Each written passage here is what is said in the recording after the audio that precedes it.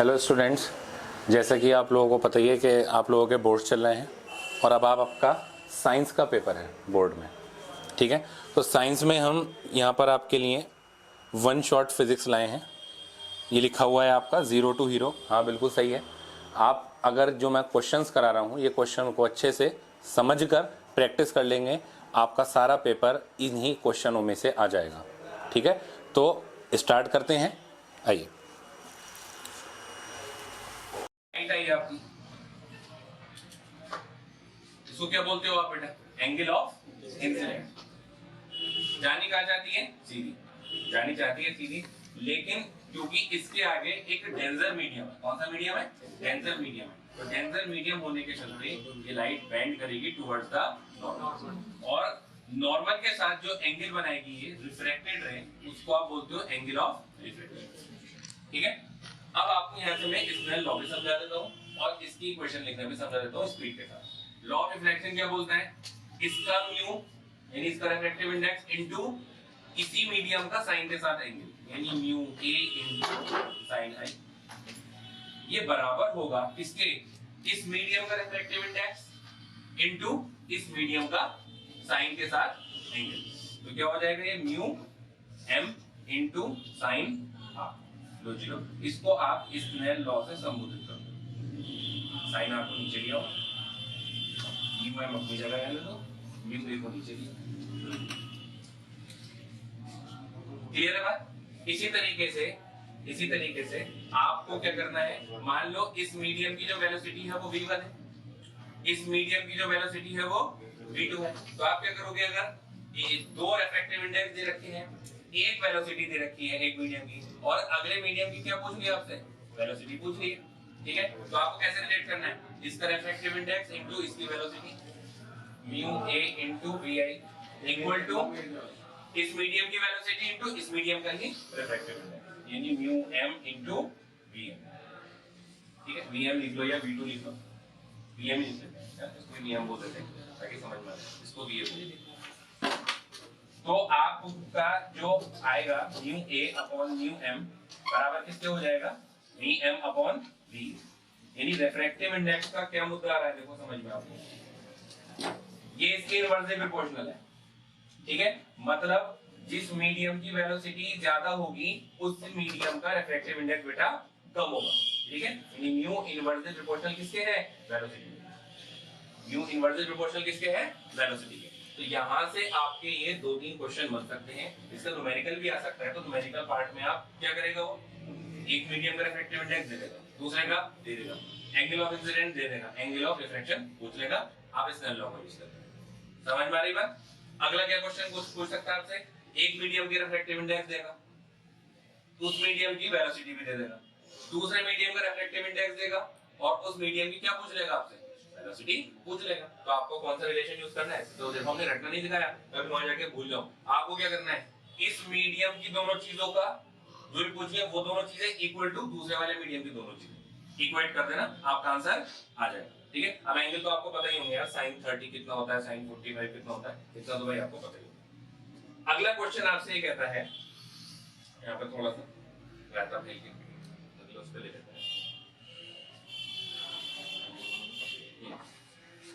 अगला क्वेश्चन क्या कहता है आपसे? पहले बताओ यहाँ तक किसी को कोई लोड है? अब refractive index, absolute, relative, Snell's law, velocity का कंपैरिजन सबको आ गया समझ में? कोई ऐसा तो नहीं जिसको प्रॉब्लम है इसमें? ठीक है, लो भाई अब ये वाला क्वेश्चन देखो, what is the mean by power of lens? Power of lens से क्या मतलब है? ठीक है, देखो मैं यहाँ आपको कॉन्सेप्ट समझाऊंगा, डेफिनेशन वगैरह आपको खुद आनी चाहिए। ठीक है, मैं सारे कॉन्सेप्ट आपको अच्छे से क्लियर करूंगा। पावर ऑफ लेंस का क्या मतलब? देखो अब एक लेंस है आपका, बहुत ध्यान से समझना। ठीक है, एक लेंस आपका ही है, ठीक है, दो लेंस है, दोनों के ऊपर इंसिडेंट रे आती है पैरेलल टू प्रिंसिपल एक्सिस। ठीक है, एक यहाँ पर आकर बेंडिंग होती है, दूसरी पर भी इंसिडेंट रे आती है और वो यहाँ जाकर बेंडिंग होती है। आप मुझे बताओ कौन सी रे ज्यादा बेंड हो गई? ए की बी, ए की बी, कौन सी रे ज्यादा बेंड हो गई है? ए की बी, ए ज्यादा बेंड हो गई है। इसका मतलब इस वाले लेंस के अंदर ज्यादा ताकत है कि आने वाली रे को इसने क्या कर दिया? बेंड कर रही है, इसका मतलब इसकी पावर ज्यादा है। जो ज्यादा बेंडिंग करा देगा उसकी पावर ज्यादा है। ठीक है, तो आप बता सकते हो कि किस लेंस की पावर ज्यादा है। ए लेंस की पावर ज्यादा है, ए लेंस की तो है ना, क्योंकि इसने बेंडिंग ज्यादा करा दी है। इतनी बात सबको क्लियर हो रही है। और इफेक्टिव इंडेक्स वो सॉरी फोकल लेंथ किसकी ज्यादा है, फोकल लेंथ की ज्यादा है। तो यहां से मुझे ये पता लगा कि जो पावर है वो इनवर्सली प्रोपोर्शनल कितना है इसके, बेटा तो आपका रिलेशन भी आ जाता है P is equal to 1/f, और f इसमें यहाँ पर कितना होना चाहिए मीटर में, या फिर आप लिखोगे P is equal to 100/f। अब आप f का में लिख सकते हो सेंटीमीटर। तो what is the mean by power of lens, आपको डेफिनेशन में बता देना है। जो लेंस आपका ज्यादा डाइवर्ट कर देगा लाइट को उसकी पावर ज्यादा है, और जो कम डाइवर्ट कर पाएगा यानी बेंडिंग, ठीक है ना, बेंडिंग, ठीक है। जैसे इसने यहाँ बेंडिंग को आप कन्वर्ज बोलते हो, क्या बोलते हो कन्वर्जिंग। तो कौन सा लेंस ज्यादा कन्वर्जिंग है, ए वाला लेंस ज्यादा कन्वर्जिंग है, कन्वर्ट ज्यादा कर रहा है, ठीक है। और बी वाला लेंस इसके कंपैरिजन में कम कन्वर्जिंग है, ठीक है। तो जितना ज्यादा आपका लेंस कन्वर्जिंग होगा उतनी ज्यादा उसकी पावर, ठीक है। और जितना कम कन्वर्जिंग होगा उतनी ज्यादा क्या होगी फोकल लेंथ, फोकल लेंथ और ये एक दूसरे के अपोजिट। राइट, SI यूनिट क्या है पावर की, dioptre. A student uses a lens of focal length 40 centimetre. तो एक लेंस है जिसकी फोकल लेंथ कितनी है 40 सेंटीमीटर है। तो बेटा यहाँ पर देखो साइन निगेटिव नहीं है ना, कोई साइन नहीं है, तो कौन सा साइन मानते हो आप, पॉजिटिव। तो पॉजिटिव फोकल लेंथ, तो ये कौन सा लेंस होगा, कॉन्वेक्स लेंस, ये कॉन्वेक्स लेंस होगा। दूसरा लेंस दिया है आपका -20 सेंटीमीटर है, ये कौन सा लेंस होने वाला है, कॉनकेव लेंस होने वाला है, कॉनकेव लेंस होने वाला है, ठीक है। आपसे कहता है right the nature and the power of each. क्या आप पावर बता सकते हो हर लेंस की, बता सकता हूं। P1 is equal to 100/f1, क्योंकि पावर आपको फोकल लेंथ क्या में दे रखी है सेंटीमीटर में, तो 100 लगाना पड़ेगा। तो 100/40, 100/40 जो भी आप कैलकुलेट करके निकालोगे। तो ये कैसा लेंस हो गया आपका, डाइवर्जिंग की कन्वर्जिंग, कॉन्वेक्स जो है कन्वर्जिंग। ऐसी दूसरे वाले की पावर निकाल दो आप कहोगे 100/, कितना भैया f2, और यहाँ पे लिखोगे 100/-20। तो यहाँ पे जो पावर आएगी वो कैसी आएगी बेटा, निगेटिव साइन के साथ आएगी। और ये कौन सा लेंस किस टाइप का लेंस हो जाएगा, नेचर क्या हो जाएगा इसका, डाइवर्जिंग। अगला क्वेश्चन आपका क्या का है, कौन से चैप्टर का है, पहचान सकते हो, इलेक्ट्रिसिटी का। क्वेश्चन क्या कहता है, show how would you join 3 resistor each of resistance 9 ohm so that the equivalent resistance of the combination 13.5 and 6 ohm। आपके पास 3 रेजिस्टेंस है, 3 रेजिस्टर है जिनका रेजिस्टेंस कितना है प्रत्येक का 9 ओम है। आपको इनको कुछ इस तरीके से अरेंज करना है इन तीनों को कि एक बार इनका इक्विवेलेंट कितना है 13 पॉइंट, बोलो कितना है 5, और अगली बार कितना है 6 है। तो कैसे भी अरेंज कर सकते हो। अच्छा, अरेंज करने में दो ही आपके पास तरीके हैं, या तो आप सीरीज में लगाओगे या फिर आप पैरेलल में लगाओगे।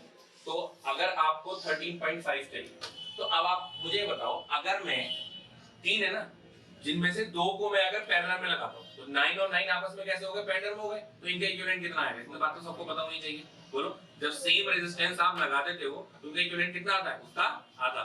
मतलब 9 और 9 लगाओगे तो कितना आएगा 4.5 आएगा, नहीं आएगा 4.5। इसका मतलब अगला अगर मैं उसके साथ सीरीज में लगा दूं कितना हो जाएगा 9 + 4.5 कितना हो जाएगा 13.5। तो मेरा आंसर ऐसे आ गया। मतलब आपको क्या करना है, ये दो लेंस को काय में लगाना है आपको बेटा, पैरेलल में लगाना है 9 ओम, ये 9 ओम, और इसके साथ इसको काय में लगाना है आपको, सीरीज में लगाना है। ये A हो गया, ये B हो गया, और ये है आपका 9 ओम।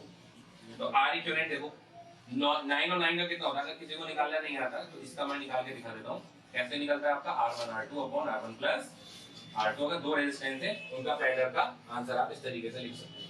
तो ये 9 × 9/9 + 9 कितना आ रहा है, 9 + 9 ऐसे रहने दो भैया, तो 9 × 9 ऐसे रहने दो भैया, ये कितना हो जाएगा 18 हो जाएगा 9 × 2 और 9/2 कितना हो गया 4। तो ये तो मैंने आपको पहले भी बता दिया था।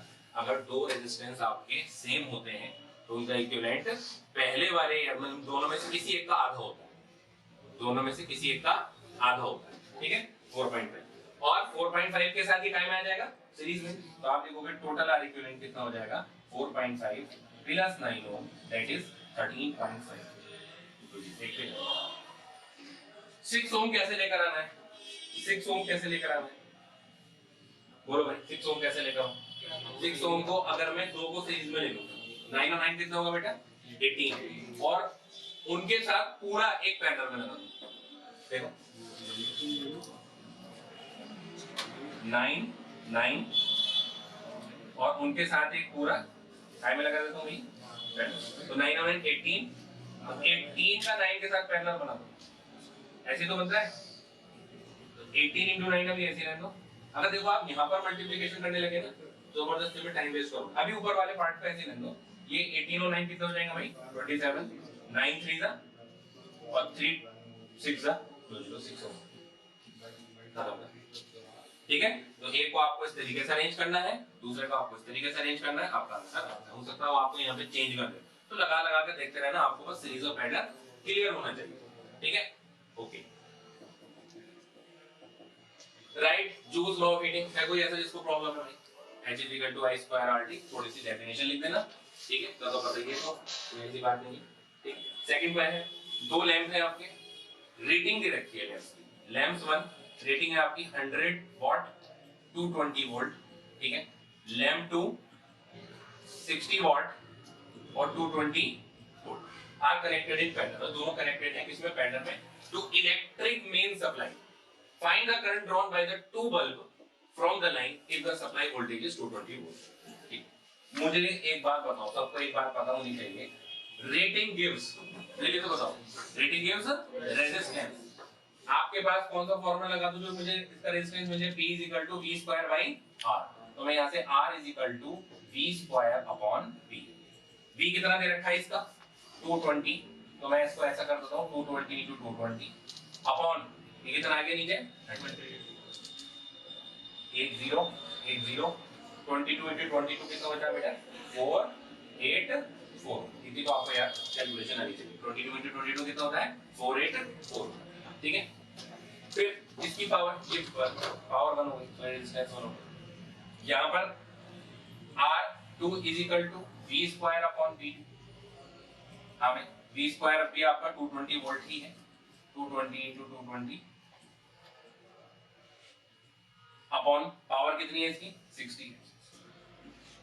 ठीक है, तो आप इसको क्या करो, 4840 अपॉन 66। अब इसको नहीं छोड़ो, ठीक है, आप इसको अभी नहीं छोड़ो। आपसे कहता है फाइंड द करंट, बल्कि एक काम करो, इसको आप 220 into 22 लिखो अपॉन 60, ऐसे लिख लो इसको, कैलकुलेशन मत करना आगे जाके, क्योंकि इसमें देखो लोचा हो जाएगा।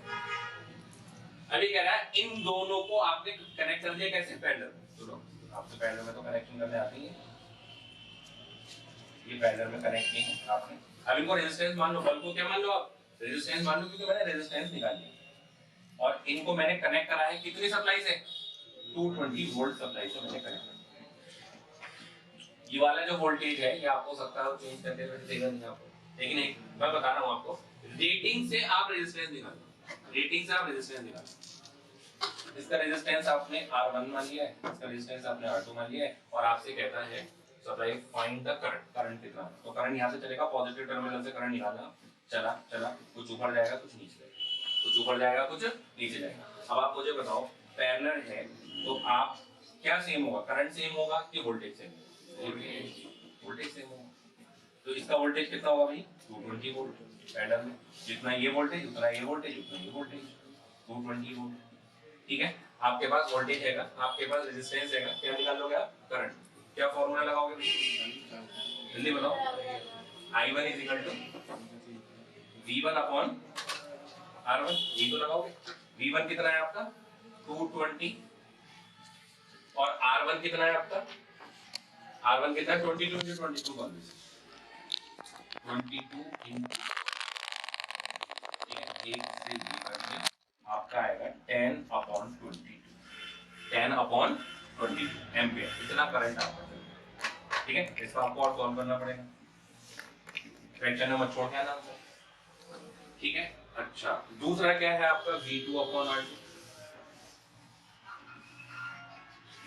V2 अपॉन R2, तो V2 कितना है आपका? वोल्टेज तो सेम ही है आपका 220 और R2 कितना है आपका 220 इंटू 220 अपॉन 60 तो 60 ऊपर आ जाएगा यार, इससे ये कट हो गया, इससे ये कट हो गया 6 अपॉन 20, ठीक है। आपसे पूछा गया है find the current drawn by the two bulb from the line. अच्छा दोनों का मिला के कितना करंट है, तो दोनों का मिला के कितना करंट होगा I इज इक्वल टू बोलो I1 plus I2 10 upon 22 plus 6 upon 22 LCM आ जाएगा 10 प्लस 6 दैट इज 16 बाई 20, ठीक है। इसको थोड़ा सा मैं कट कर देता हूँ 8 अपॉन 11 एम्पीयर का आपको करंट आएगा। इसको आप और फर्दर इसको कैलकुलेट कर लें। किसी को कोई प्रॉब्लम है कैसे, दो बल्ब दे रखे हैं उनकी आप कैसे निकालो, रेटिंग से रेजिस्टेंस निकालो प्यार से, ठीक है। उनकी कैलकुलेशन मत करना, कब मत करना है कैलकुलेशन, अगर आप देखो जो सर्किट है उसमें जो बैटरी लगा रहा है ना वो भी वो 1110 की या 2210 की बैटरी लगा रहा है ना, तो आप यहाँ पर कैलकुलेशन मत करना, वरना आप क्या करोगे, पहले यहाँ पे कैलकुलेशन में टाइम लगाओगे अपना, फिर यहाँ पे कैलकुलेशन में टाइम लगाओगे, फिर यहाँ पर आके कैलकुलेशन में और फंस जाओगे, क्योंकि देखो यहाँ पे काफी चीजें कटती हुई दिखाई दे रही है आपको, इतना इजीली सॉल्व होता हुआ गया, एंड में आके बस आपको इसकी कैलकुलेशन करनी है 8 अपॉन 11, ठीक है। जो बच्चे यहीं पे कैलकुलेशन करने लगेंगे वो डेफिनेटली अपना टाइम खराब करेंगे, ठीक है। हो सकता है उनका आंसर भी ठीक ना है, उलझ जाए, तो पहले कैलकुलेशन मत करना, एंड में करना था। सर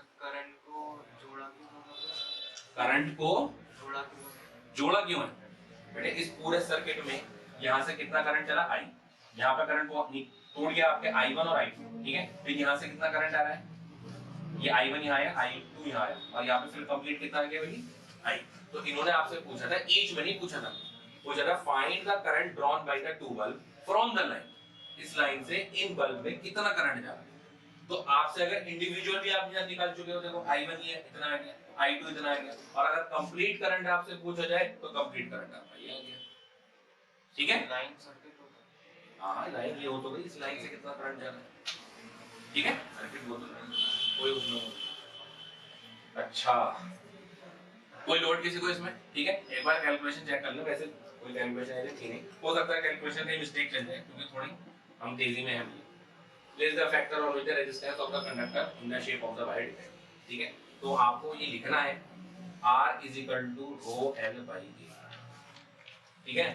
रेजिस्टिविटी ज्यादा करो रेजिस्टेंस ज्यादा हो जाएगा कंडक्टर का, लेंथ बढ़ा दो रेजिस्टेंस ज्यादा हो जाएगा। एरिया ऑफ क्रॉस सेक्शन, इसको बेटे एरिया ऑफ क्रॉस सेक्शन लिखना, एरिया ऑफ क्रॉस सेक्शन, ये क्रॉस आप ऐसे मत बना के आना भाई, आप पूरा लिखना है क्रॉस सेक्शन, इसको एरिया ऑफ क्रॉस सेक्शन। अच्छा समझ तो एरिया ऑफ क्रॉस सेक्शन का क्या मतलब है, बताओ कौन कौन ऐसा इसको नहीं पता, एरिया पता है ना, क्रॉस सेक्शन नहीं पता, ठीक है। क्या आपको ये दिख रहा है पेन, ठीक है, अगर इसमें से करंट फ्लो करो तो किधर जाएगा करंट, ऐसे जाएगा कि तुम्हारी तरफ आएगा, तुम्हारी तरफ आएगा ना, तो क्या इस वाले जो व्हाइट पोर्शन है इसमें से बाहर निकल जाएगा ना, क्या इसके परपेंडिकुलर आएगा ना, इसे ही बोलते हैं एरिया ऑफ क्रॉस सेक्शन, इसके परपेंडिकुलर, ठीक है। मतलब ये ऐसे होगा आपका इस तरीके से गोल, और करंट आपका ये डॉट से बाहर निकल रहा है, तो इस एरिया को आप एरिया ऑफ क्रॉस सेक्शन बोलते हैं, ठीक है ना। इसको आप क्या बोलते हो, एरिया ऑफ क्रॉस सेक्शन, इसमें से current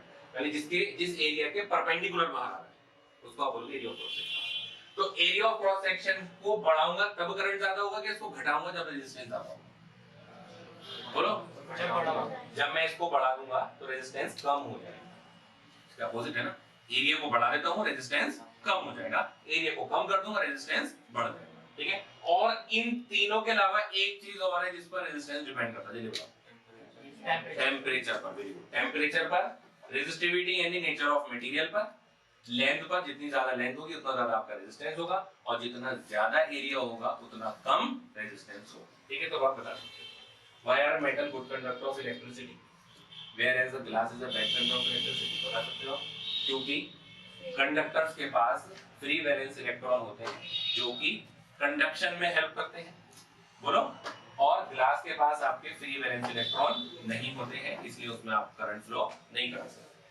wire alloy commonly used in electrical heating device, क्यों, इजीली ऑक्सीडाइज नहीं होता, और ये भी अच्छा तुमने पॉइंट बोला, और मेल्टिंग पॉइंट रेजिस्टेंस हाई होता है, ठीक है, और मेल्टिंग पॉइंट कैसा होता है, ज्यादा होता है, ठीक है। तो इसलिए एलॉय को आप कॉमनली काय में यूज करते हो आप, तो हीटिंग डिवाइस का मतलब ऐसा होना चाहिए कि हीट ज्यादा प्रोड्यूस करे। हीट कौन ज्यादा प्रोड्यूस करेगा, बोलो, जो जिसमें करंट आपका फ्लो हो रहा हो और उसको रोकने वाले ज्यादा हो, ठीक है। कोई भी वायर हीट कब होता है, इलेक्ट्रॉन फ्लो कर रहे हैं और इलेक्ट्रॉन फ्लो करते करते उनको कोई रोक रहा हो तो आपस में उनमें कॉलिजन होता है, कॉलिजन की वजह से आपको हीट दिखती है। तो जितना ज्यादा कॉलिजन होगा उतनी ज्यादा हीटिंग होगी, और कॉलिजन ज्यादा कब होगा, किनमें कॉलिजन ज्यादा होता है, जिनका रेजिस्टेंस ज्यादा होता है। तो ज्यादा रेजिस्टेंस होता है, ऑक्सीडाइज इजीली नहीं होता, बिल्कुल सही बात है। दूसरा आपका 2 पॉइंट हो गए, तीसरा क्या बोला था हमने, बोलो जल्दी से, मेल्टिंग पॉइंट। अब मान लो कोई वायर आपने ऐसा ले लिया हीटिंग एलिमेंट में कि वो थोड़ा सा हीट करा और मेल्ट हो गया, तो फिर काम ही नहीं आएगा। ऐसे जो हीटिंग एलिमेंट होते हैं वो काफी हीट हो जाते हैं, उसके बाद भी वो मेल्ट नहीं होते, इसलिए उनका मेल्टिंग पॉइंट हाई होगा, ठीक है। तो ये बात आपको सबको क्लियर हो जानी चाहिए। देखो क्वेश्चन को ध्यान से पढ़ना, उसी के अकॉर्डिंग उसका आंसर लिखना है ना तो बहुत ज्यादा एक्सेस में लिखना और ना बिल्कुल ही झूठ बन जाना, ठीक है। इतने सफे भी मत बनना कि भाई पेज ही भर दिया, छोटी सी बात पूछ ली। A student is able to see clearly the word written on the blackboard placed at a distance of approximately 3 meter from him. ठीक है। Name the defect of the vision of the boy. भाई दूर का 3 metre है, मतलब दूर का नहीं दिखाई दे रहा, कौन सा डिफेक्ट है, बोलो भैया। मायोपिया, इसको आप क्या बोलते हो, नियर या शॉर्ट साइटेडनेस। ये तो नियर साइटेडनेस या शॉर्ट साइटेडनेस, ठीक है। नेम द डिफेक्ट बता दिया बॉय सफरिंग, तो एक तो ये हो गया। State the possible cause of this defect, ठीक है, इलोंगेशन ऑफ आई बॉल और वेरी गुड, बहुत ही वर्डिंग तुम्हारी बहुत अच्छी है। इलोंगेशन ऑफ आई बॉल की वजह से, दूसरी बात एक्सेसिव कर्वेचर ऑफ, बोलो आई बॉल। अब किसकी एक्सेसिव कर्वेचर, किसका, आई बॉल का नहीं, आई लेंस का, नॉर्मल हो जाता है। हाँ, तो एक तो आई बॉल का इलोंगेशन हो जाना, तो आपकी जो इमेज है वो रेटिना से पहले बन रही है। कैसे पहले बन रही है, रेटिना से पहले। अच्छा भाई, state the possible cause of this defect and explain the method of correcting it. बोलो पॉसिबल कॉज क्या होंगे इसके, कौन सा लेंस लगा दूं, रेटिना से पहले बन रही है, यानी कन्वर्जिंग पावर मेरी लेंस की, मेरे आई लेंस की, मतलब जिसको भी मायोपिया हो गया है उसकी कन्वर्जिंग पावर क्या हो गई है, ज्यादा हो गई है। तो मुझे कोई एक ऐसा लेंस लगाना पड़ेगा जो उस रेज को क्या कर दे, डाइवर्ट कर दे। तो कौन सा लेंस है जो डाइवर्ट कर रहा है, कॉनकेव, ठीक है। तो आपको लगाना कौन सा पड़ेगा भैया, कॉनकेव लेंस लगाना पड़ेगा, ठीक है। तो डिफेक्ट एक तो मायोपिया और नियर साइटेडनेस या शॉर्ट साइटेडनेस दोनों लिख कर आओगे। दूसरा पूरे दोनों कॉज लिख कर आओगे, एक तो इलोंगेशन ऑफ आई बॉल, ठीक है, और एक के कौन सा कॉज लिख कर आओगे, excessive curvature of eye lens, ठीक है। जिसकी वजह से जो आपकी मायोपिया में, ये जैसे मान लो मैं थोड़ा सा, ये आंख है, ये आपकी रेटिना है, ठीक है ना, इस तरीके से है थोड़ा, तो जो रेज आ रही है ना वो पहले ही बेंड हो जाती है, यानी आपके आई लेंस की कन्वर्जिंग पावर ज्यादा होगी। तो आपको एक ऐसा लेंस चाहिए कि जो इस रेज को उठा के कहां रख दे, यहां रख दे, तभी तो मुझे सही से दिखेगा। तो मुझे उसके लिए एक कॉनकेव यानी डाइवर्जिंग लेंस चाहिए। Why do star twinkle, due to atmospheric refraction, ठीक है। एक्चुअल में वो ट्विंकल नहीं कहलाते, वो टिमटिमाते नहीं है, उनको आप क्या बोलते हो, एटमॉस्फेरिक सिंटिलेशन के नाम से भी आप उसको जानते हो, ठीक है। तो आपको पता ही है, एक्सप्लेन कर सकते हो, अच्छे से याद करके जाना इन चीजें, इसमें क्या ही बताना है। Write the function of each of the following part of the human eye. Cornea क्या काम है बेटे, रिफ्रैक्ट द इनकमिंग रेज, उनको रिफ्रैक्ट करती है। Iris control the size of the pupal, ठीक है। क्रिस्टलिन लेंस का पता है क्या है, और सिलेरी मसल्स का क्या है, लेंस से चिपकी हुई होती है, पावर ऑफ अकोमोडेशन में हेल्प करती है, ठीक है। अच्छा मुझे बताओ, विट्रस ह्यूमर और एक्वस ह्यूमर में कौन आई बॉल के शेप को मेंटेन करता है, विट्रस ह्यूमर या एक्वस ह्यूमर, एक्वस ह्यूमर, यानी आई बॉल के अंदर कौन फील्ड है, जिसकी वजह से आपकी आई बॉल का शेप मेंटेन है, एक्वस नहीं है, विट्रस है। विट्रस ह्यूमर आपके आई में भरा हुआ है, आई बॉल के अंदर, ठीक है, और ये कॉर्निया में होता है, कॉर्निया और लेंस के बीच में आपका जो फ्लूइड होता है वो कौन सा होता है, एक्वस होता है। सही बोल रहा हूँ भाई, ठीक है। तो ध्यान रखना कि जो आई बॉल का शेप मेंटेन करा हुआ है वो कौन सा है, विट्रस ह्यूमर है। बच्चे इसमें कंफ्यूज होते हैं। Why does the sun appear reddish early in the morning? क्यों भाई, क्यों क्यों क्यों कोई बताएगा मुझे क्यों सन आपका रेडिश है अर्ली इन द मॉर्निंग? बोलो भाई, देखो भाई ये अर्थ है।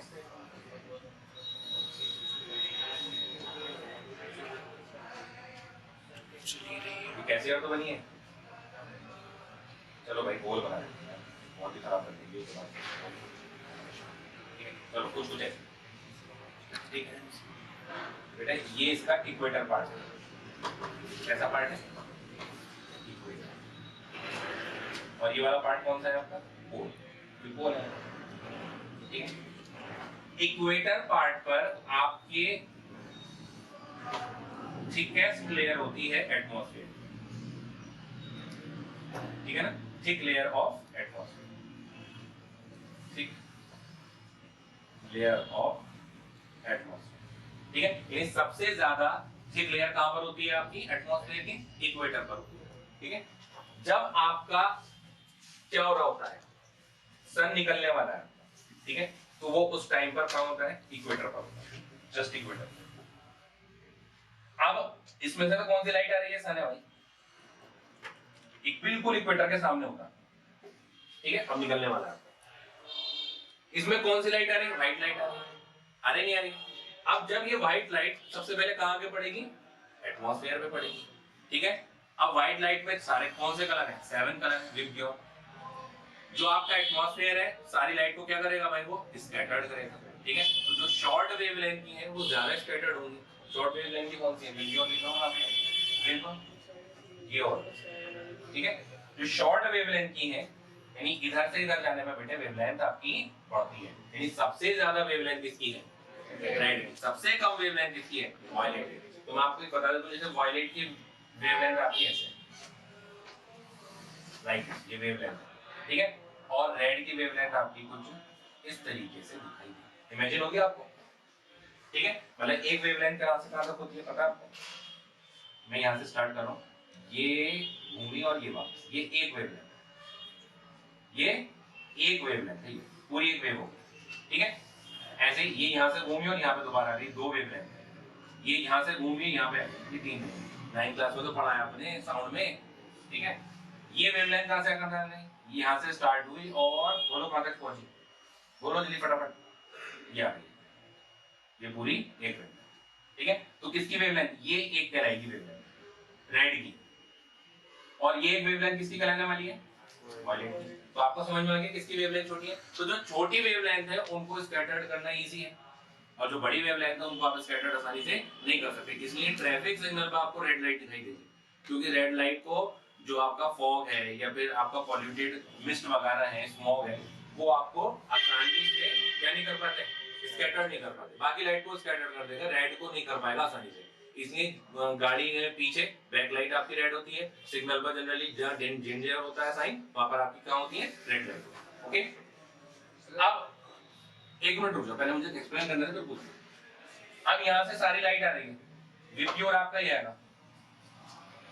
विबग्योर ने वायलेट को उठा के क्या कर दिया? स्कैटर्ड कर दिया, ये चला गया। इंडिगो को भी कर दिया, ब्लू को भी कर दिया, इसको भी कर दिया, लगभग लगभग सबको कर दिया। ये जो बड़ी बड़ी वेवलेंथ है ना, ये आपकी आंख तक पहुंच जाती है। ये आपकी आंख तक कौन कौन सी? जैसे येलो, ऑरेंज, रेड। लगभग लगभग रेड को तो सबसे कम स्कैटर्ड कर पाता है एटमॉस्फेयर, ठीक है। तो इनका लगभग आखिर वाली जो वेवलेंथ है, इनका कॉम्बिनेशन आपको दिखाई देता है, तो आपको रेडिश अपीयरेंस होगा इसका। कैसा अपीयरेंस होगा?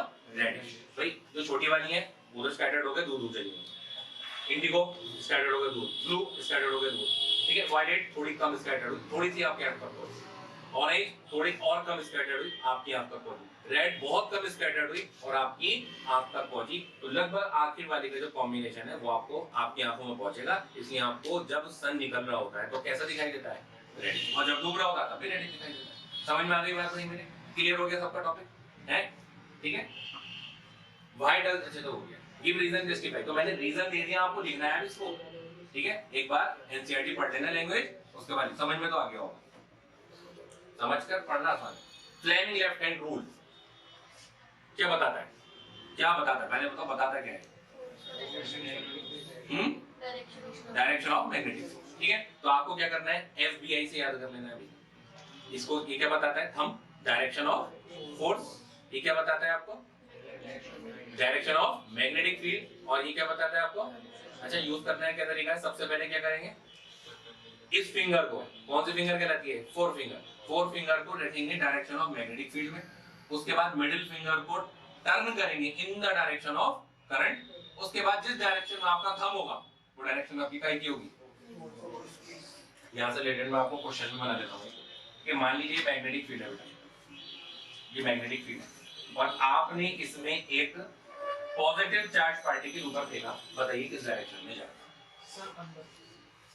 ठीक है, तो दोनों हाथों से मैंने आपको दोनों रूल समझाए। पहले फ्लेमिंग लेफ्ट हैंड रूल से समझ लो।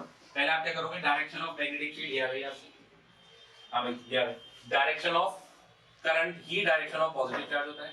2 0 ये आ गया। हम किधर जा रहा है आपका? इनसाइड, तो ये अंदर की तरफ डिफ्लेक्ट कर देगा। आ रही बात समझ में? ये वाला रूल देख लो, राइट हैंड पाम रूल।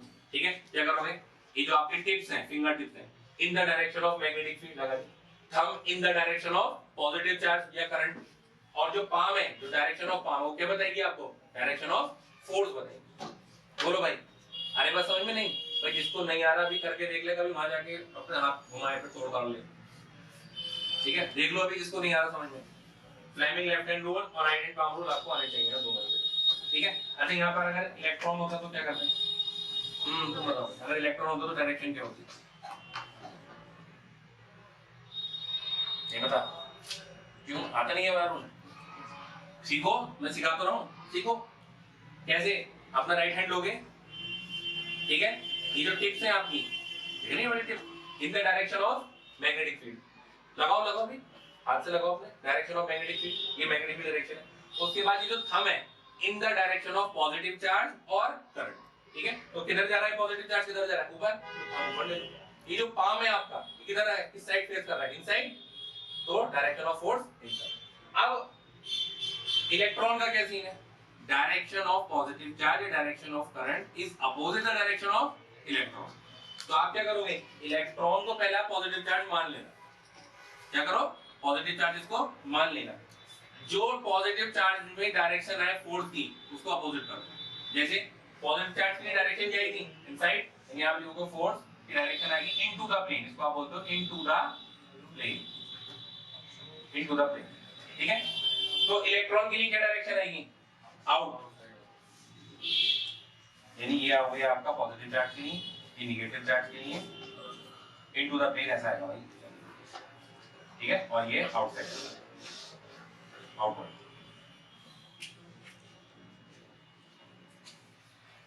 ठीक है, तो एक आप क्वेश्चन और ले लेते हैं, बच्चों का वीक है थोड़ा सा टॉपिक।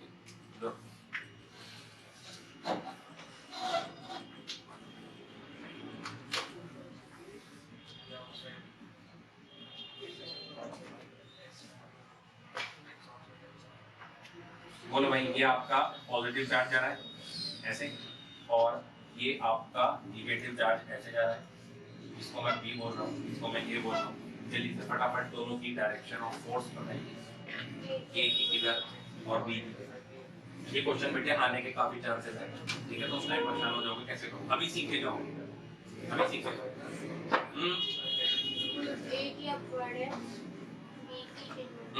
आप बताओ, बताओ बेटा, कोशिश करो, हैंड से, दिमाग से नहीं होगा ये, हाथ चलाना पड़ेगा। चलाओ हाथ। हाँ भाई राज, एक ही अपवर्ड है, एक ही अपवर्ड है। क्या लिया? राइट हैंड लिया आपने, डायरेक्शन ऑफ, बोलो, मैग्नेटिक फील्ड लगा दी। किधर है मैग्नेटिक फील्ड? इनसाइड है ना, लगाओ हाथ, लगाओ हाथ, उठाओ अपना, चलो। उसके बाद पॉजिटिव चार्ज कर दिया, पाम किधर जा रहा है? ऊपर की तरफ। फोर्स आपका अपवर्ड हो गया, यानी ए के लिए फोर्स आपका बेटा अपवर्ड डायरेक्शन। ठीक है, पहले इसको थोड़ी देर के लिए पॉजिटिव चार्ज मान लो, थोड़ी देर के लिए पॉजिटिव चार्ज मान लो। ठीक है, मान लिया। हाँ भाई, फील्ड की डायरेक्शन तो इनसाइड ही है, डायरेक्शन ऑफ चार्ज कैसे है? ऐसे, ऐसे तो होगा। फोर्स किधर जा रहा है आपका? आउटसाइड में आएंगे, राइट हो गया ना। ठीक है, तो राइट हो गया। अब क्योंकि ये पॉजिटिव चार्ज नहीं है, नेगेटिव चार्ज है, तो डायरेक्शन आप कैसे कर दो? तो आप कहोगे बी का है वो लेफ्ट है, लेफ्ट होगा। अरे बात समझ में? क्लियर हो गया? हाँ हो गया क्लियर? ऐसे कराइए एलबीए से करा दूं लो, एलबीए से कर लो कौन सा ये वाला कराऊं? देखो सबसे पहले क्या करोगे, यू वाली finger in the direction of magnetic field, current in the direction of positive charge, ये वाली मिडिल फिंगर, ठीक है? और थंब किधर जा रहा है? ऊपर, दूसरी ऊपर। क्लियर? ठीक है? इस वाले को देखो, क्या मान लो पहले थोड़ी देर के लिए पॉजिटिव चार्ज मान लो, या फिर अगर ऐसा है इसकी डायरेक्शन को अपोजिट करके मान लो, ऐसे भी मान सकते हो आप। जिधर डायरेक्शन में नेगेटिव चार्ज जा रहे हैं ना, उसके अपोजिट डायरेक्शन में निकालना है आपको, पॉजिटिव चार्ज के अपोजिट डायरेक्शन में जाना है। ठीक है? हम निकालो, चलो ये ऐसे, ये ऐसे, बोलो हम किधर गया मेरा, फटाफट बताओ। ठीक है? क्लियर हो गया? समझ में आ गया? तो इस टाइप के क्वेश्चन बेटा प्रैक्टिस कर लेना। एन ऑब्जेक्ट जिसकी हाइट 4 सेंटीमीटर है, placed at a distance of 30 cm from the optical center O of a convex lens जिसकी focal length 20 cm है, draw a ray diagram to find the position and the size of the image for mark optical center O and principal focus F on the diagram. Also find the approximate ratio of the size of the image to the size of the object. कितने बच्चे ऐसे हैं जिनको question समझ में आ गया? Sir ये बोला, कितने बच्चे ऐसे एक बार का पढ़ने नहीं है आप लोगों के समझ? नहीं है, सारा नहीं है समझ? क्या वो प्रॉब्लम हो रही है सर? है कुछ खा के आएंगे हैं? आप लोग कुछ खा के नहीं आओगे, कुछ भी दिमाग में नहीं जाएगा भाई आपके। मैं कुछ खा के ना हूं, मैं पढ़ा लूं, ये पॉसिबल नहीं है। मुझे एनर्जी चाहिए ना भाई, वो एनर्जी आप बायोलॉजिकल एनर्जी दे कब रहे हो अपनी बॉडी को? जाओ पहले कुछ खा कर आओ फटाफट, जाओ मिल जाएगी क्लास बाद में, पहले हेल्थ जरूरी है। 10 मिनट है, फटाफट खा के आओ।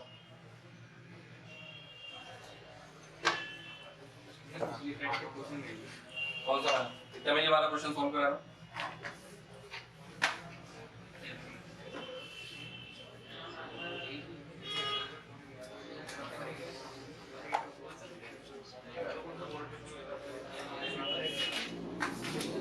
तो भाई ये वाला क्वेश्चन देखो आप।